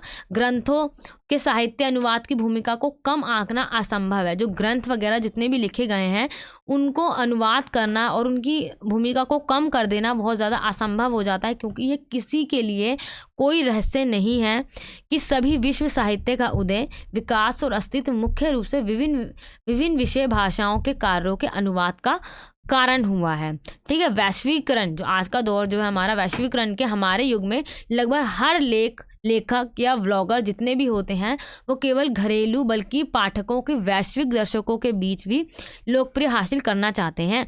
जितने भी हमारे व्लॉगर वगैरह होते हैं, व्लॉगर वो होते हैं जो व्लॉगिंग करते हैं। एक होता है हमारा व्लॉगिंग, एक होता है हमारा ब्लॉगर, ठीक है। जो हमारा गूगल वगैरह पे जो अलग अलग देशों की खबरें वगैरह या अलग अलग साहित्यों का, वहाँ की साहित्यों का अनुवाद करके अपनी लैंग्वेज में जब उसको डालते हैं तो हमारा क्या कहलाता है, ब्लॉगर कहलाता है। लेखक या जितने भी कवि वाले होते हैं वो लोग आज के युग में क्या बन गए हैं, बहुत ज़्यादा लोकप्रियता उन्होंने हासिल कर ली है, क्योंकि वो सिर्फ एक ही लैंग्वेज में नहीं अदर अदर लैंग्वेज में भी लिख के अपनी कविताओं वगैरह को बहुत ज़्यादा प्रमोट यानी उसको डेवलप कर रहे हैं, ठीक है। ये हो गया हमारा ये वाला क्वेश्चन, ठीक है। सिर्फ इसके अंदर आपको पॉइंट याद रखने हैं, हाईलाइट वाले, और जो एक दो पॉइंट है वो याद कर लेना, बाकी आप इसके अंदर इजीली कर लोगे बना के। अब नेक्स्ट क्वेश्चन आ जाता है हमारा, क्या है हमारा, सर्जनात्मक साहित्य के क्षेत्र के अनुवाद की विशेषता बतानी है हमारा। जो हमारा सर्जनात्मक साहित्य है उसकी हमें कुछ विशेषताओं को बताना है, ठीक है। इसका जो क्या क्या विशेषताएं आती है, तकनीक की जो पक्ष है उसको जानने का प्रयत्न करें।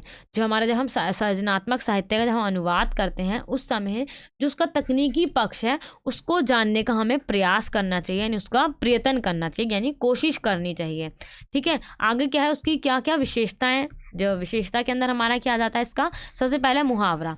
जितने भी हमारे सर्जनात्मक जो साहित्य लिखे जाते हैं उसके अंदर मुहावरों का बहुत ज़्यादा यूज़ करा जाता है। जो हम जैसे हम मुहावरे मारते हैं ना अलग अलग, हिंदी में हमने बचपन में कितने सारे मुहावरों को पढ़ा है ना। मुहावरों का यूज़ करा जाता है सर्जनात्मक साहित्य के अंदर। भाषा की अर्थ बहुलता का सर्वोत्तम पक्ष है हमारा क्या, मुहावरा। भाषा के अंदर यानी जो बहुत ज़्यादा सर्वोत्तम पक्ष क्या कहलाता है हमारा, जो मुहावरा होता है, ठीक है। व्यंग्यात्मक शक्ति का उदाहरण है हमारा मुहावरा। इसका यूज़ करने से जो भी कोई भी साहित्य हमारा और भी ज़्यादा रोचक और बहुत ज़्यादा सुंदर दिखने लग जाता है।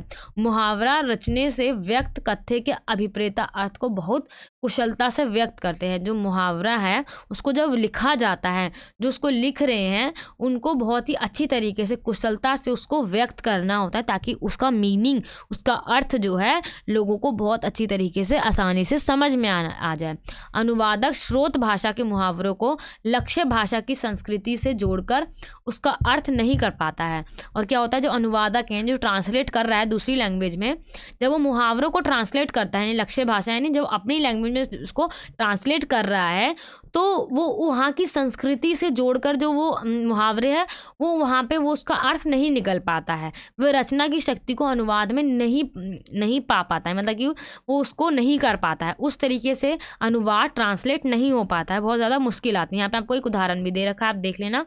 आगे क्या हमारा मुहावरा किसी भी भाषा का सामर्थ्य बढ़ाने की क्षमता रखता है। जो मुहावरा जो है किसी भी भाषा का जो समर्थक है उसको बढ़ाने का बहुत ज़्यादा उसके अंदर क्षमता, यानी कैपेबिलिटी कह लो, या उसके अंदर बहुत ज़्यादा क्षमता है मुहावरे के अंदर।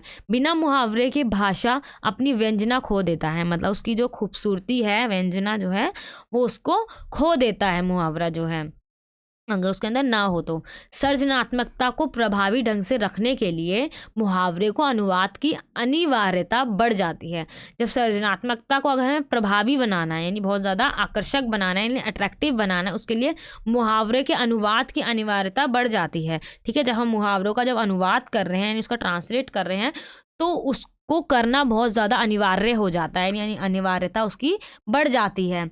ठीक है, सृजनात्मकता साहित्य के अनुवाद में मुहावरों की बड़ी भूमिका है। अब आजकल क्या हो गया है, जितने भी हमारे हिंदी में जितने भी मुहावरे वगैरह लिखे जाते हैं उनको अनुवाद करने का जो तरीका है बहुत ज़्यादा बढ़ चुका है। सांस्कृतिक रूपांतरण बनाने में सर्वाधिक सहायक होते हैं, और जो सांस्कृतिक रूपांतरण यानी उसको अदर एक कल्चर से दूसरे कल्चर में उसका ट्रांसलेट करना है, उसको रूपांतरण करना बहुत ज़्यादा सरल यानी सर्वाधिक सहायक हो गया है, बहुत ज़्यादा आसान हो गया है हमारा। आगे देखते हैं हमारा इसका निष्कर्ष वगैरह यहाँ पर लिख रखा है। आपका जो मेन आपको जो समझना है इस क्वेश्चन के अंदर वो हम समझ लिया है। अब वही अब अपना हम नेक्स्ट क्वेश्चन देखते हैं, हम अपना क्या है, भाषा प्रयुक्ति के तत्व तथा वर्गीकरण की समीक्षा कीजिए। इसके अंदर हमें क्या बताना है, जो हमारी भाषा होती है उसके अंदर जो भी तत्व आते हैं वो हमें बताना है, और जो उसके वर्गीकरण की हमें समीक्षा करनी है। ठीक है, उसका वर्गीकरण की हमें समीक्षा करनी है। इसके अंदर सबसे पहले हम देखते हैं जो हमारा प्रयुक्ति के जो तत्व हैं वो 3 प्रकार के हैं, 3 प्रमुख तत्व हैं। ठीक है, जो शब्दावली साहित्य में प्रयुक्त होती है, जो भी शब्द साहित्य के अंदर यूज होते हैं, प्रयोग होते हैं, वो प्रशासनिक भाषा में प्रयुक्त नहीं होते हैं। ठीक है, जो साहित्य में यूज होते हैं वो प्रशासनिक में प्रयुक्त नहीं होंगे, वो शब्द नहीं यूज हो सकते हैं। जो कार्यालय यानी कोई भी आप कह सकते हो सरकारी कार्यालय है उसके अंदर जो शब्दों का यूज़ करा जा रहा है वहाँ के लोगों द्वारा, वो हम किसी भी जैसे कि आप पेट्रोल पंप कह लो या किसी अन्य जगह पे हम उन शब्दों का यूज़ नहीं कर सकते हैं।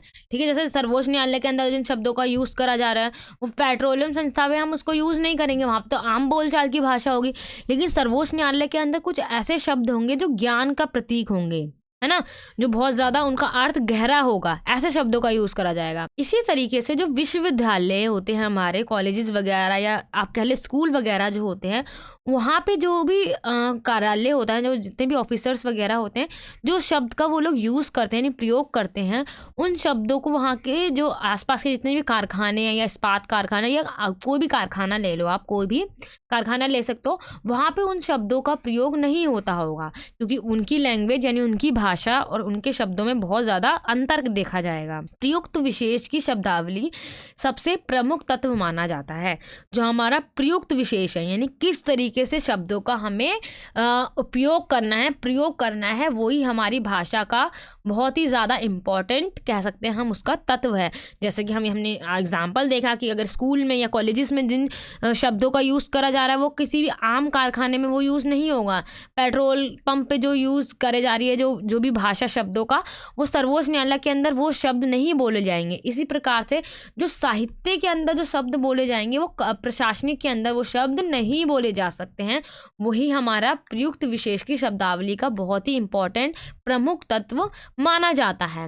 अब आता है हमारा विशिष्ट शाब्दिक अन्वित। इसके अंदर क्या होता है, हमारे इसका दूसरा प्रमुख लक्षण है और इसका शाब्दिक अन्वित है। ठीक है, इसके अंदर जो शब्द हैं बहुत ज़्यादा अलग तरीके से यूज़ करे जाते हैं, अलग अलग शब्द यानी अलग अलग लैंग्वेज के शब्दों को यूज़ करा जाता है एक ही वाक्य को बनाने के लिए। ठीक है, एक वाक्य में जैसे संस्कृत हो गई, फारसी, अरबी हो गई या हमारी अंग्रेज़ी हो गई, इन शब्दों का एक साथ प्रयोग करा जाता है, वही हमारा क्या कहलाता है, शाब्दिक अन्वित कहलाता है।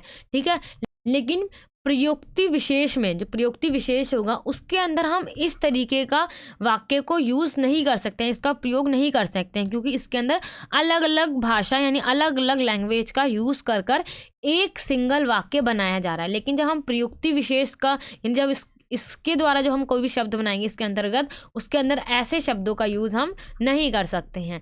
नेक्स्ट में हमें क्या बताना है, हमें जो हमारा प्रयुक्ति जो वर्गीकरण करा है हमने, उसका वर्गीकरण करना है। उसका वर्गीकरण हमने 3 पार्ट के अंदर करा है, 3 आयामों में उसका हमने वर्गीकरण करा है। एक वार्ता क्षेत्र, एक वार्ता प्रकार और एक वार्ता शैली के अंदर। सबसे पहला हम पॉइंट क्या देखेंगे, हमारा वार्ता क्षेत्र। वार्ता क्षेत्र के अंदर हमारा क्या आएगा, जो भी हम विषय चुनते हैं किसी भी साहित्य या कोई भी टॉपिक लिखने के लिए, जब हम कोई विषय चुनते हैं तो उसी के अनुसार हमें उसकी भाषा को भी लिखना होता है। क्योंकि अगर आप किसी अलग टॉपिक पे लिख रहे हो और फिर वही भाषा अगर आप दूसरा टॉपिक लिख रहे हो वैसी भाषा का आप यूज़ करोगे, तो आपको हर टॉपिक के हिसाब से अपनी भाषा को चेंज करना होता है, यानी शब्दों को चेंज करना होता है। उसका स्वरूप जो है बदल जाता है और साथ ही विषय पर प्रभाव भी पड़ता है और विषय जो है उसका प्रभाव भी अलग अलग दिखाई देता है। जिसके अनुसार हम भाषा का यूज़ करेंगे उतना ही अच्छा हमारा जो भी हमने साहित्य या कुछ भी जो लिखा है वो बहुत अच्छा बनता चला जाएगा। वार्ता के अंदर क्या आएगा, वार्ता के 2 प्रकार को विभाजित किया गया है। एक हमारा मौखिक और एक हमारा लिखित। ठीक है, मौखिक का मतलब ही क्या होता है, मुंह से बोलना। लिखित का मतलब क्या होता है, रिटर्न में लिखना। ठीक है, वो तो हमारा लिखित। इसके अंदर हमारा क्या होता है, जो हमारा संप्रेषण का स्वरूप है वो हमारा मौखिक है। जितनी भी हमारी संप्रेषण वाली चीज़ आती हैं, ठीक है, वो सब कुछ हमारे किसके अंदर आती है, मौखिक के अंदर आती है। बोल के ही लोगों को कम्युनिकेट किया जाता है।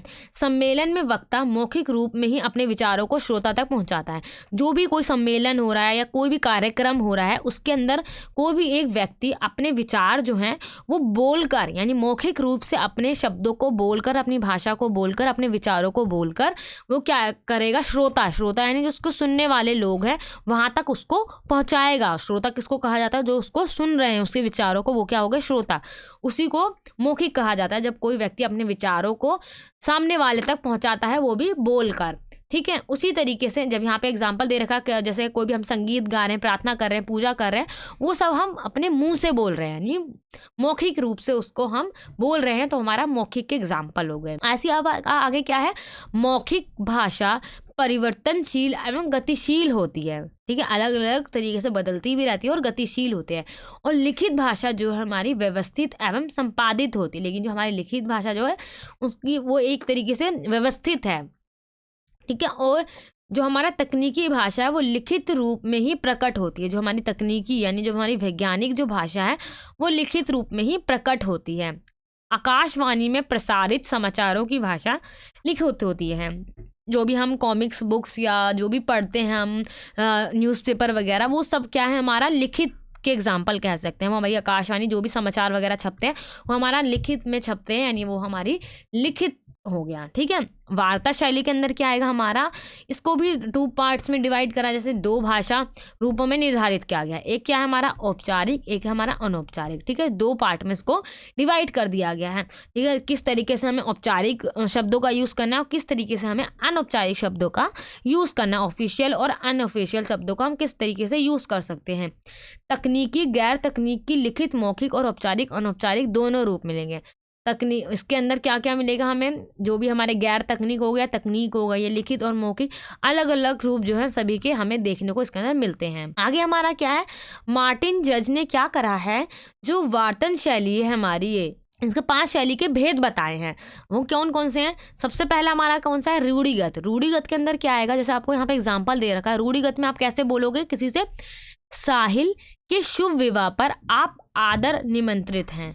ठीक है, ये हमारा बहुत ही पुराना समय में ऐसे बोला जाता। और औपचारिक में आप कैसे बोलोगे, जैसे क्या बोलोगे आप, साहिल की विवाह में आप अवश्य पधारें। ये आपका क्या हो गया, औपचारिक, यानी ऑफिशियल रूप से आप किसी को बुला रहे हो, तो आप इस तरीके से लिखोगे। सामान्य यानी नॉर्मल लैंग्वेज में आप कैसे लिखोगे, सामान्य शब्दावली में साहिल के विवाह में आप ज़रूर आइएगा। ये हमारे क्या होगी, आम बोलचाल की भाषा होगी। इसके अंदर हमने अवश्य पधारे ऐसे शब्दों का यूज़ नहीं करा है, ज़रूर आइएगा इस तरीके के शब्द का यूज़ करा। अनौपचारिक के अंदर कैसे आएगा हमारा, जैसे साहिल की शादी में तुम ज़रूर आना, ये हमारा क्या हो गया, अनौपचारिक हो गया। घनिष्ठ के अंदर क्या आएगा आपका, साहिल की शादी में तुम्हें आना ही है। ठीक है, इस तरीके से उन्होंने 5 भेद को बताया है मार्टिन जज ने।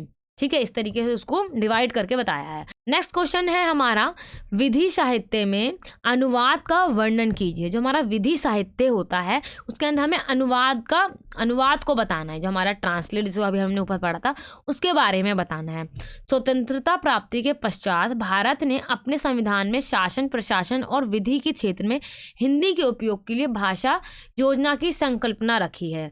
जब भारत आज़ाद हो गया था 1947 में, उसके बाद से ही भारत ने क्या करा है, अपने संविधान के अंदर शासन और प्रशासन और विधि के क्षेत्र में हिंदी के प्रयोग के लिए भाषा योजना का संकल्पना रखी है। ठीक है, और उसके लिए उसने क्या करा है, उसके 4 चरण होते हैं। उसके टोटल कितने चरण हैं? 4 चरण है। सबसे पहले चयन, यानी उसको चूज करना, उस जो अलग अलग विकल्प हैं उसमें से उसको छांटना या उसका चयन करना। साहित्यकरण है ना, और उसका क्या है हमारा नेक्स्ट जो है तीसरा, वो क्या है, विशदीकरण और अनुपालक। ये हमारे क्या हो गए, 4 उसके चरण हो गए। इसका उद्देश्य क्या होता है, विधि आदि क्षेत्रों के लिए मानक भाषा और परिभाषिक शब्दावली का निर्माण करना। इसका मेन उद्देश्य क्या होता है इनका, कि विधि क्षेत्र के अंदर जितने भी हमारी मानक भाषा हैं उनका परिभाषिक शब्दावली के अंदर उसका निर्माण करना, यानी ज्ञान से जो जुड़े शब्द हैं उनको निर्माण करना, यानी उनको वापस से लिखना या बनाना हम कह सकते हैं। संविधान निर्माण के दौरान, जब भारत का जो संविधान निर्माण हो रहा था उस समय में राजभाषा आयोग की स्थापना करी गई थी। ये राजभाषा आयोग की स्थापना कब करी गई थी? 1955 के अंदर राजभाषा आयोग को गठन करा गया था, यानी उसको बनाया गया था। और इसने अपनी रिपोर्ट के अंदर ये बताया, ये सुझाव दिया कि विधि के क्षेत्र में हिंदी में समान रूप से काम करने के लिए 2 कार्य अत्यधिक महत्वपूर्ण होंगे। यानी विधि के क्षेत्र में अगर हमें कोई भी काम करना है तो हिंदी में समान रूप से 2 कार्य उन्होंने बता दिए हैं। क्या क्या बताया है? विधि शब्दावली का विकास होगा, ठीक है, समस्त अधिनियमों का हिंदी में पूर्ण अधिनियम दोबारा से उसको बनाया जाएगा। ये उन्होंने अपनी रिपोर्ट के अंदर ये चीज़ बताई थी। जो हमारी राजभाषा रिपोर्ट है इसके अंदर उन्होंने एक और बात कही। क्या कहा उन्होंने? हिंदी तथा अन्य भारतीय भाषाएं, भारत के अंदर अलग अलग तरह की भाषाएं बोली जाती हैं, उसके अंदर समन्वय बनाने के लिए उन्होंने केंद्र सरकार और राज्य सरकार, यानी केंद्र और राज्य के अंदर उसके मतलब समन्वय बनाने, उसके अंदर बैलेंस बनाने का उन्होंने प्रयास करा। और उन्होंने इस बात पर जोर दिया कि इसको स्थापित करा जाए। और उसके ही परिणाम स्वरूप उस समय के जो तत्कालीन राष्ट्रपति थे उन्होंने 1960 के अंदर विधि विशेषज्ञों का एक स्थायी आयोग बनाने के लिए आदेश दिया। ठीक है, इनकी रिपोर्ट के अनुसार, राजभाषा की जो रिपोर्ट आई थी उसके अनुसार ही उस समय के राष्ट्रपति जो थे 1960 के अंदर उन्होंने आयोग बनाने के लिए एक आदेश दे दिया। ठीक है, आयोग ने ये निर्माण लिया कि मानक विधि शब्दावली की तैयार को हिंदी में अधिनियमों के संग्रह के पूर्ण अधिनियमों के कार्य से अलग ना किया जाए। और उन्होंने ये क्या निर्णय लिया, जो शब्दावली जो तैयार करी जाती है हिंदी अधिनियमों में, उसका संग्रह जो हमारा अधिनियम के कार्य किए जाते हैं, जो प्रशासन के जो भी कार्य किया जाते हैं उससे वो अलग ना किए जाएं। ठीक है, इस प्रकार अधिनियमों का अनुवाद और मानक विधि शब्दावली का निर्माण साथ साथ चलता रहा। ठीक है, जितने भी अधिनियम रहे हमारे उसका अनुवाद और जो हमारे मानक विधि शब्दावली रही उनका निर्माण, दोनों का जो विकास है वो एक साथ ही चलकर सामने आया हमारे। नेक्स्ट क्वेश्चन हमारा क्या है कि इन्हीं 2 पर टिप्पणी करनी। यह हमारा शॉर्ट नोट्स में एक क्वेश्चन पूछा जाता है कि आपको सिर्फ और सिर्फ इसके अंदर से 2 पर टिप्पणी यानी 2 के आंसर आपको बताने हैं। सबसे पहले आपका क्या है, अनुवादक के उत्तरदायित्व, यानी अनुवाद जो है उसके उत्तरदायित्व बताने क्या क्या है। फिल्म डबिंग और अनुवाद को एक्सप्लेन करना है। समाचार पत्र का जो शीर्षक होता है उसका अनुवाद। ठीक है, इन तीनों टॉपिक पे आपको अपना आंसर लिखना है। उसमें सिर्फ केवल आपको आंसर शीट में सिर्फ 2 को ही लिखना होगा। यहाँ पे हमने आपको तीनों सॉल्व करके दे रखे हैं। ठीक है, इस PDF का लिंक जो आपको वीडियो के डिस्क्रिप्शन बॉक्स में मिल जाएगा, इसको आप अच्छी तरीके से रीड आउट कर लेना।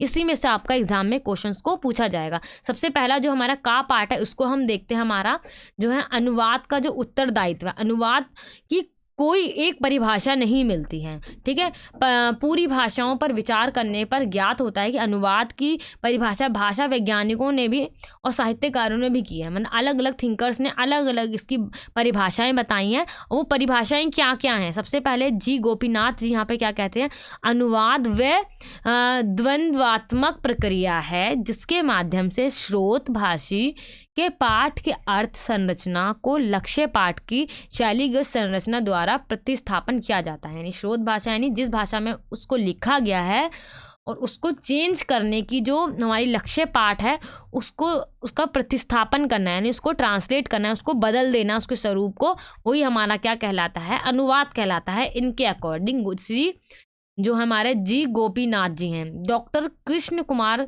गोस्वामी जी यहाँ पे क्या कहते हैं, एक भाषा में व्यक्त भावों या विचारों को दूसरी भाषा में समान रूप से सहज रूप से व्यक्त करने का प्रयास अनुवाद है। जब किसी भी भाषा में जो भी बातें लिखी गई हैं उसको दूसरी लैंग्वेज यानी दूसरी भाषा के अंदर उसी तरीके से समान रूप से सहज रूप से उसको व्यक्त किया जाए यानी उसकी अभिव्यक्ति की जाए, वो हमारा अनुवाद कहलाता है। डॉक्टर रविंद्रनाथ क्या कहते हैं यहाँ पे, एक भाषा की पाठ सामग्री में अंतर्निहित तथ्य जितने भी होते हैं उसके अंदर समतुल्यता के सिद्धांत के आधार पर दूसरी भाषा में रूपांतरण अथवा सृजनात्मक पुनर्गठन को क्या कहते हैं, यहाँ पे मिस्टेक होगी, यहाँ पे क्या आएगा आपका, अनुवाद कहा जाता है उसी को। ठीक है, जब किसी भी एक भाषा के अंदर जितने भी हमारे अंतर्निहित जो भी तथ्य हैं उसी के अनुसार दूसरी भाषा में उसका रूपांतरण करना यानी उसको ट्रांसलेट करना अच्छी तरीके से, वही हमारा उसका पुनर्गठन यानी उसको दोबारा से रचना हमारा क्या कहलाता है, हमारा अनुवाद कहलाता है। आगे क्या कहते हैं ये डॉक्टर गोलकनाथ तिवारी कहते हैं यहाँ पे, भाषा ध्वन्यात्मक प्रतीकों की व्यवस्था है और अनुवाद उन्हीं प्रतीकों का प्रतिस्थापन, अर्थात एक भाषा के स्थान पर दूसरी भाषा के निकटतम समतुल्य यानी उसी के समान और सहज प्रतीकों का प्रयोग कर कर अनुवाद निकटतम समतुल्य और सहज का प्रतीकन है, मतलब उसी का एकदम समान रूप से उसको अनुवाद यानी उसको ट्रांसलेट करा जाता है, वही हमारा अनुवाद कहा जाता है। इसी तरीके से और भी थिंकर हैं उन्होंने बताया है। अब हम सबसे पहले मेन जो हमारा क्वेश्चन पूछा गया अनुवाद का जो हमारा दायित्व है यानी उत्तरदायी जो बोला गया था वो क्या है, श्रद्धा एवं निष्ठा। श्रद्धा एवं निष्ठा का क्या होता है, उसको एकदम सच्चे यानी बिलीफ के साथ यानी फेथ के साथ हमें उसका अनुवाद करना चाहिए। अनुवादक को विषय के प्रति अभिरुचि होनी चाहिए, जो जिस भी विषय का वो ट्रांसलेशन कर रहा है उसको बदल रहा है दूसरी भाषा के अंदर, वो जो कर रहा है उसको उस विषय के अंदर क्या होनी चाहिए, अभिरुचि होनी चाहिए, उसको अंदर उसको इंटरेस्ट होना चाहिए, उसको मज़ा आए ताकि वो करने में। कड़ी साधना के अंदर होता है उसको बहुत ज़्यादा हार्डवर्क करेगा, ठीक है, वो हार्डवर्क साधना है। जैसे अनुवादक को धैर्यवान, लगनशील, निष्ठावान, विवेकवान तथा अथक श्रम साधक होना चाहिए, बहुत ज़्यादा परिश्रमी होना चाहिए यानी वो बहुत ज़्यादा हार्ड वर्कर होना चाहिए, जब भी वो अच्छी तरीके से किसी भी चीज़ को ट्रांसलेट कर पाएगा। ठीक है, क्योंकि उसके अंदर धैर्य नहीं होगा, उसको होगा नहीं तो वो जल्दी से छोड़ देगा। धैर्य के साथ अच्छे से सहजता से उसको ट्रांसलेट करे वो। सर्जन क्षमता के अंदर क्या होगा, अनुवादक को रचनात्मक एवं सृजनात्मकता यानी एकदम न्यू तरीके से, बहुत न्यू स्टाइल के तरीके से उसको ट्रांसलेट करे ताकि लोगों को उसको पढ़ने में भी बहुत ज़्यादा मज़ा आए, है ना। उसी को हम क्या कहेंगे, सृजनात्मक क्षमता। नए शब्दों का आगमन मतलब नए नए शब्दों का यूज़ करे वो और बहुत सुंदर तरीके से उसको प्रस्तुत करे जो अनुवादक है। तटस्थता के अंदर क्या है, अनुवादक को क्या होना चाहिए, परकाया प्रवेश की साधना करनी होती है। परकाया प्रवेश की ये शर्त होती है कि वह स्वयं को बाहर छोड़कर दूसरी शरीर के भीतर प्रविष्ट होना होता है। इसके अंदर मतलब आपका मेन यही है कि जो अनुवादक है उसको ये देखना होता है कि जिसका भी वो ट्रांसलेट कर रहा है उसके अंदर की जो भी शैली है, जो भी भाषा है, उसको आसानी से अच्छी तरीके से उसी रूप में अन्य लैंग्वेज के अंदर वो यानी अन्य भाषा के अंदर उसका वो ट्रांसलेट कर दे और कोई भी उसको परेशानी ना है जो भी उसको पढ़ता है अगर बाद में। तो निष्पक्षता यानी कोई भी उसके अंदर गड़बड़ी नहीं होनी चाहिए, एकदम सही तरीके से वो अनुवाद हुआ होना चाहिए। अनुवादक को पाठक और मूल इन दोनों के साथ न्याय करना चाहिए। जो पाठक यानी जो पढ़ने वाला है, जो उसके जो मूल अर्थ है, उन दोनों के साथ न्याय करना है। अनुवादक को क्या करना है कि उसके अंदर कोई गड़बड़ी नहीं करनी, इस तरीके से उसका अनुवाद करना है, उस तरीके से उसको ट्रांसलेट करना है ताकि वो बहुत अच्छी तरीके से ट्रांसलेट हो जाए, कोई भी परेशानी ना आए अगर कोई भी उसको पढ़ता है जब पाठक जो है। वस्तुनिष्ठता के अंदर क्या आएगा, अनुवाद को संवेदनशील, तार्किक, सहृदय तथा विचारक दोनों रूप में तालमेल बनाए रखना चाहिए। जो अनुवादक है, जो ट्रांसलेट कर रहा है, उसको बहुत ज़्यादा संवेदनशील होना चाहिए, यानी वो हर बात को दिल से लगाकर एकदम मन से बहुत अच्छी तरीके से तर्क के आधार पर अपने अंदर हृदय से उस विचारों को वो तालमेल बैठाकर उसका अनुवाद करे यानी उसको ट्रांसलेट करे उस रचना की या कोई भी वो काव्य वगैरह है तो। ठीक है, ये हो गया हमारा फर्स्ट क्वेश्चन, इसका जो हमारा शॉर्ट नोट्स वाला था। नेक्स्ट इसका खा पार्ट जो था हमारा फिल्म डबिंग और अनुवाद। फिल्म डबिंग और अनुवाद के अंदर आपको क्या बताना है, इसको आप पूरा अपने आप बना के लिख सकते हो, इसको आपको पढ़ने की भी ज़रूरत नहीं है। जैसे मैं आपको बता देती हूँ, फिल्म डबिंग, जैसे आज हम जानते हैं कि आधुनिक समय में क्या हो गया है, फिल्मों की डबिंग स्टार्ट हो चुकी है और बहुत ही तेज़ी से। ठीक है, क्यों? क्योंकि जैसे मैंने आपको स्टार्टिंग में बताया था, किसी भी चीज़ को जब आपकी भाषा के अनुसार दिखाया जाता है या आप उसको पढ़ते हो तो वो आपको एक तो सबसे पहले अच्छी तरीके से समझ में आती है, उसको देखने में मज़ा आता है, यानी इंटरेस्ट आता है जब कोई भी चीज़ आपकी भाषा यानी जो आपको लैंग्वेज आती है उसमें दिखाया जाए। इसी तरीके से आज क्या हो गया है, अलग अलग हॉलीवुड मूवीज़ को आज डब करा जा रहा है हिंदी मूवीज़ के अंदर, ठीक है, हिंदी भाषा के अंदर। इसी तरीके से हिंदी जितनी भी मूवीज़ बनती हैं जो बहुत ज़्यादा हिट जाती है, उनको भी अलग अलग लैंग्वेज के अंदर, चाहे वो अंग्रेज़ी में हो गया या रशियन में हो गया, अलग अलग लैंग्वेज के अंदर उसको ट्रांसलेट यानी उसको डब करके दिखाया जाता है वहाँ पर, और लोग उसको बहुत ज़्यादा पसंद करते हैं जब उनकी लैंग्वेज में उनको दिखाया जाता है। इसी तरीके से यहाँ पे सारी बातें लिख रखी हैं, जैसे हमारे जितने भी नाटक वगैरह होते हैं, जितने भी सीरियल, धारावाहिक सीरियल या कार्टून्स वगैरह जो भी होते हैं, वो सब वहाँ पे जब दर्शकों को दिखाए जाते हैं उन्हीं की भाषा के अकॉर्डिंग, तो वो वहाँ के लोगों को बहुत ज़्यादा पसंद में आता है, क्योंकि वो उस भाषा के ज़रिए क्या कर पाते हैं, उसको अपने आप से कनेक्ट कर पाते हैं, उसको अपने आप से जोड़ पाते हैं। इसी वजह से उनको इंटरेस्ट यानी रोचक लगने लग जाता है, वो मनोरंजक लगता है। व्यक्तियों को अपनी भाषा में बातचीत करते हुए देखना एक सुखद व रोमांचक अनुभव होता है। ठीक है, अलग लोगों को जब हम अपनी ही भाषा के अंदर बातचीत करते हुए देखते हैं तो हमें बहुत ही आनंद और मज़ा आता है। अनुभव को दर्शकों तक पहुंचाने के लिए डबिंग का सहारा लिया जाता है। डबिंग तभी सफल माना जाता है जब उसे अनुमोदित करवाने वाला व्यक्ति की पकड़ दोनों भाषा में एक जैसी हो। जो उस मूवी या किसी भी चीज़ को जो डब कर रहा है अदर लैंग्वेज के अंदर, है ना, तो उसको क्या होना चाहिए, उसको दोनों लैंग्वेज यानी दोनों भाषाओं के ऊपर क्या होनी चाहिए, अच्छी पकड़ होनी चाहिए, ताकि वो उसी भाव, उसी चीज़, जो भी उसका भाव है यानी जो इमोशन है, वो उस तरीके से ही उसको वो दिखा पाएगा दूसरी भाषा के अंदर। डबिंग एक भाषा से दूसरी भाषा में किए गए अनुवाद को दर्शकों तक पहुंचाने का माध्यम है हमारा। ठीक है, एक भाषा को दूसरी भाषा में जब हम दर्शकों को दिखाते हैं वही हमारा डबिंग कहलाता है। ठीक है, अब इसके अंदर आपने टीवी पे एक ऐड देखा होगा, जो हमारी एक पुस्तक है किपलिंग, इसके अंदर इसकी कौन सी बुक है, जंगल बुक, इसके जो एक मंगोलिया एक जंगल है उसके अंदर एक गाना आया है, आपने सुना भी होगा, जंगल जंगल बात चली है, चड्डी पहन के फूल खिला है। ठीक है, ये जो लाइन है बहुत ज़्यादा फेमस हो गई थी हिंदी के अंदर। ठीक है, पहले ये किसी अदर लैंग्वेज में थी, फिर जब इसमें हिंदी में इसको लाया गया, इसको लोगों ने बहुत ज़्यादा पसंद करा। हिंदी में गाते हुए बच्चे के समक्ष टेलीविज़न पर आता, तब वे टेलीविज़न से ऐसे चिपक जाते हैं कि उन्हें अपनी मुँह मांगी हुई कोई वस्तु मिल गई। जब छोटे छोटे बच्चे हैं तब इस लाइन को सुनते हैं, इस कार्टून को देखते हैं, तो उन्हें बहुत मज़ा आता है उन बच्चों को, उन्हें ऐसा लगता है कि अच्छा हमने यही तो चीज़ मांगी थी और हमें मिल गई। ऐसे जो हमारे अदर जितने भी कार्टून्स रहे हैं, चाहे वो हमारा डोरेमोन हो गया, सिंचैन हो गया, बार्बी हो गया, निंजा हथौड़ी, ऑगी एंड द कॉकरोच, ये जितने भी हमारे कार्टून्स वगैरह रहे हैं वो भी हमारे क्या है, अदर लैंग्वेज के कार्टून्स हैं, बट इनको जब हिंदी में डब करके दिखाया जाता है तो आज के बच्चे भी, और जब हमारे समय में ये कार्टून चला करते थे हम भी इनको बहुत ज़्यादा पसंद करा करते थे और हमें बहुत ही ज़्यादा उनको मज़ा आता था देखने में इनको। ये जितने भी हमारे कार्टून्स, एनिमेशन जितने भी होते हैं उनको बहुत ज़्यादा मज़ा आता है। इसी तरीके से जो हमारी रामायण है जो हिंदी में लिखी गई है, जब उसको जापान की जापानीज़ लैंग्वेज में जब रामायण को वहाँ पर दिखाया गया तो लोगों ने इसको बहुत ज़्यादा पसंद करा। और उसी तरीके से हमारा अलाउद्दीन जो मूवी है या एक कॉमिक बुक है, उसको जब अंग्रेज़ी में बनाया गया, उसको डब करा गया, तो वहाँ के बच्चों वगैरह ने उसको बहुत ज़्यादा पसंद करा। इसी तरीके से आपने टीवी पे देखा होगा, डिस्कवरी चैनल आता है जो इंग्लिश में आता है बट उसको हिंदी में करके दिखाया जाता है, और वो भारत के अंदर बहुत ही ज़्यादा फेमस चैनल है हमारा डिस्कवरी। ठीक है, इसको हर घर घर में इसको देखा जाता है। आगे देखते हैं हम अपना जो हिंदी की जो पहली फिल्म बनी थी वो हमारी 1913 में बनी थी, राजा हरिश्चंद्र।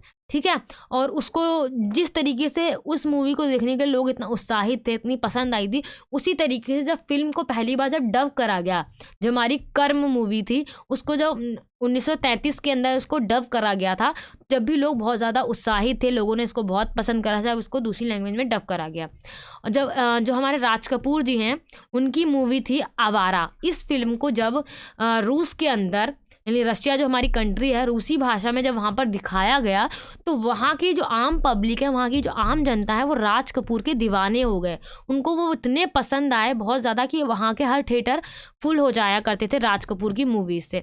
हिंदी की कई फिल्में दक्षिण में डब करके दिखाई जाती हैं, हिंदी की मूवी भी दक्षिण में दिखाई जाती हैं और हमारी साउथ की मूवीज़ भी बहुत ज़्यादा डब होके हिंदी में दिखाई जाती हैं। आप बहुत सारे एग्जांपल ले सकते हो। आज के समय में हमारा जितनी भी बाहुबली हो गई हमारी, चाहे हमारी RR हो गई, हमारी KGF हो गई, सारी मूवीज़ हमारी किस में बनी हुई है, हमारी साउथ की मूवी हैं, ठीक है। और उसको हिंदी में डब करा जाता है, इससे उनका और ज़्यादा विकास होता है, यानी वो और ज़्यादा फेमस हो जाती है वो मूवी, है ना। वो मूवी हो गई, वो कॉमिक बुक हो गई, कुछ भी हो, बहुत ज़्यादा फेमस हो जाती है जब उसको अदर लैंग्वेज यानी दूसरी लैंग्वेज में दिखाया जाता है, ठीक है। इसलिए इस चीज़ को बहुत ज़्यादा इंपॉर्टेंस दी जाती है। यहाँ पे आपको मूवीज़ के नाम दे रखे हैं, जैसे गजनी मूवी हो गई आपकी, इस तरीके से हिंदी की जो रावण मूवी है, चेन्नई एक्सप्रेस हो गई, धूम 3 हो गई, क्रिश 3 हो गई, जय हो गई, इन सभी मूवीज़ को अलग अलग भाषाओं में डब कर अलग अलग देशों में दिखाया गया है। वहाँ के लोगों ने बहुत ज़्यादा इसको पसंद किया है। इसका जितने मुनाफा होता है वो लोग मतलब बहुत ज़्यादा मुनाफा जो है वो बढ़ जाता है, यानी बढ़ जाता है।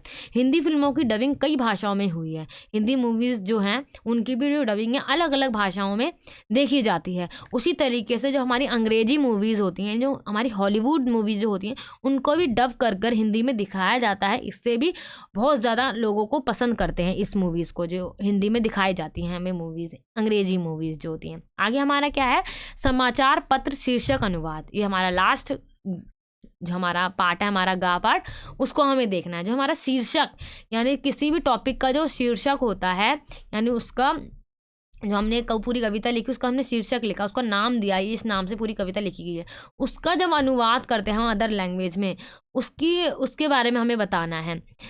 शीर्षकों का अनुवाद जटिलता कार्य है, मतलब बहुत ज़्यादा एक कठिन कार्य है। कुछ शीर्षक का शब्द अनुवाद होता है, कई बार भाव अनुवाद भी करना पड़ता है।